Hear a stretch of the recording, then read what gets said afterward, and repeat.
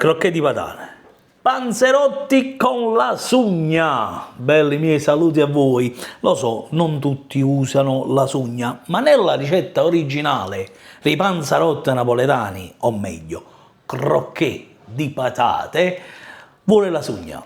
Andiamo a prepararli. La ricetta del libro di Jenny Carola Francesconi vuole che ci siano solo i rossi e quindi li andiamo a dividere. La ricetta vuole prezzemolo abbondante e noi ci mettiamo abbondante.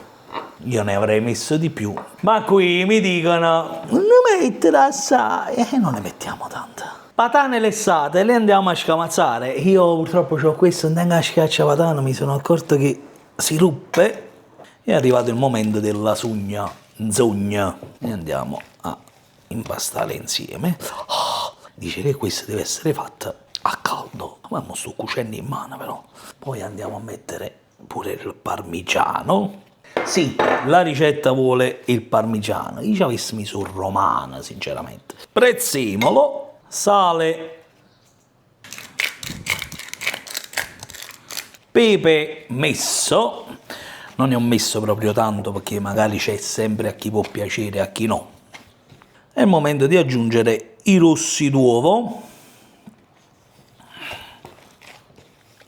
man mano impastando. Ora andiamo a formare le crocchette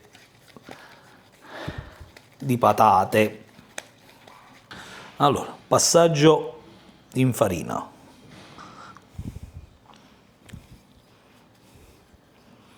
Uova.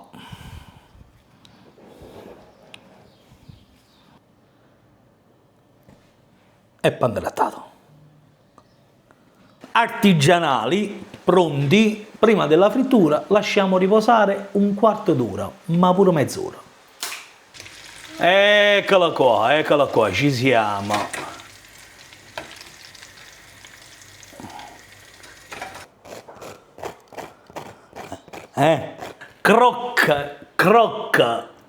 Crocchè di patane. Si chiama crocchè perché viene da croc proprio, che crocca proprio. Eccola qua.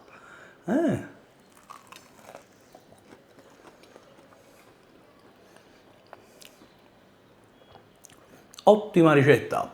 Vi lascio gli ingredienti in descrizione. Sia facite, fatemi sapere come è venuto. A crocchè di patana, ricetta napoletana. E tu come cucini? Un bacione.